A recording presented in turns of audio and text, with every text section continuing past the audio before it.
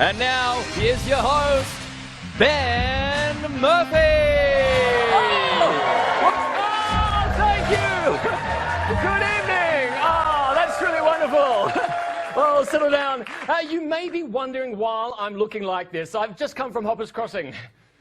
Yes, strap yourself in. We've got 56 minutes to go. I was doing a magic trick that went really, really wrong. I tried to pull a rabbit out of the hat, and the rabbit ended up just pulling me. No rabbit out of the hat, but I did manage to pull a hair out of my bum. I'm kidding. It wasn't just one. There was 50. No, that's disgusting. I am feeling great tonight. My meds are kicking in, and simply because the night sky is absolutely beautiful. Sometimes all you need to feel better is look up into the empty sky. Get out. That's not nice. You know, tonight's moon phase is a waxing gibbous. That reminds me, my personal moon phase is a freshly waxed gibbous. It's pretty raw down there. Today is Good Friday, of course, but if you're watching this show, it's an awesome Friday, and I'm not cross about it. Perhaps you already picked up on this from my amazing costume. You know, in moments like these, I wonder if Jesus were to travel into the future to this very moment, how would I explain this to him? I'd have to apologize. I'd be like, hey, Jesus, I heard about the crucifixion, mate. Sorry about that, but here's a bunny costume and some chocolates. A stuffed animal and some chocolates. Come on, we only know that works as a sorry if it's an affair. I do love Easter, though. The fragile eggs, completely hollow and empty on the inside. G'day, Andrew. But in all sincerity, I do really wonder how Easter eggs are made, don't you? No, a little bit of crossbreeding there, a little bit like the royal family. When it comes to Easter celebrations, Good Friday is the one that's fairly overlooked. On Sunday and Monday, we all get to see our families, eat chocolate, and go on egg hunts. But what about today, the day that Jesus was crucified? How are we meant to celebrate?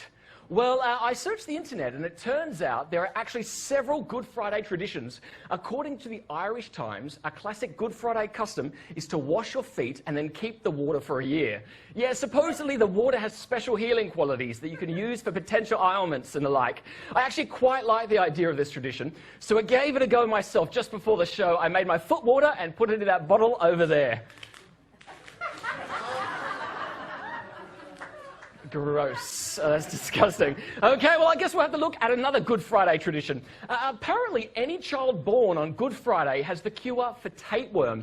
That is, supposedly the baby can kill the tapeworm if it holds the worm in its little hand.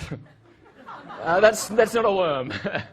Never mind. So clearly there are some really exciting celebrations to be had today. On a non-religious note, today is also World Arts Day. Yeah. I said World Arts Day with a T. That's Cardi B. I'm not a fan of Cardi B or cardio. World Arts Day is a day in which we should recognize and appreciate all the great hard-working artists around us that contribute so creatively to our society. You know, arts are incredible. There are so many famous pieces of art out there. Like there's Tracy Emin's My Bed, a piece of artwork worth millions and millions of dollars, hugely famous. Of course, there's Fountain by Duchamp. Come on, a urinal is art? That's just taking the piss.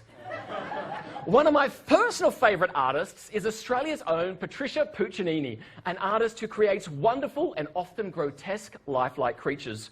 One of my favourite works of hers is called Project Graham, a sculpture depicting what the human body would have to look like in order to survive a car crash. And no, that's not the right picture. Next one.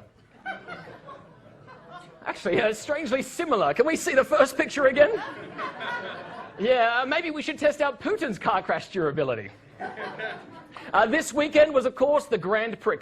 Government finally announced the election. And like the Grand Prix, it's a whole lot of noise and very little result.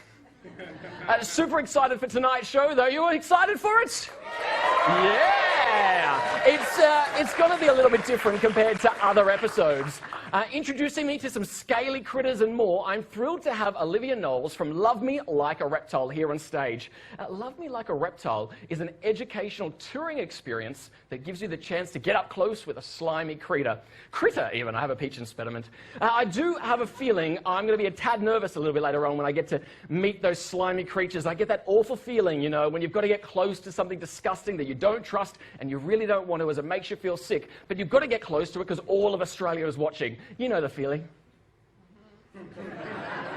Later on, we'll be having an incredible act, Showko performing a snippet from her hilarious show, Japanese Therapy.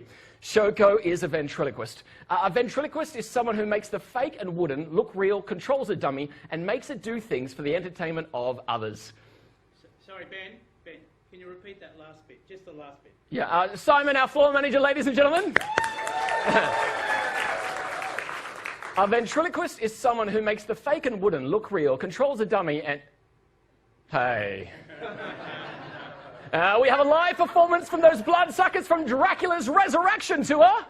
Yeah. Resurrection, is that what happens when you take the blue pill? And the delightful cast of Circus Trick Tease will be here to entertain us. Yeah. Tonight is going to be an excellent show, and I am so excited. This is Warren, by the way. Are you excited? Cool, me too. So jump on board, join me down the rabbit hole as I say, welcome to Live from St Kilda with me, Ben Murphy!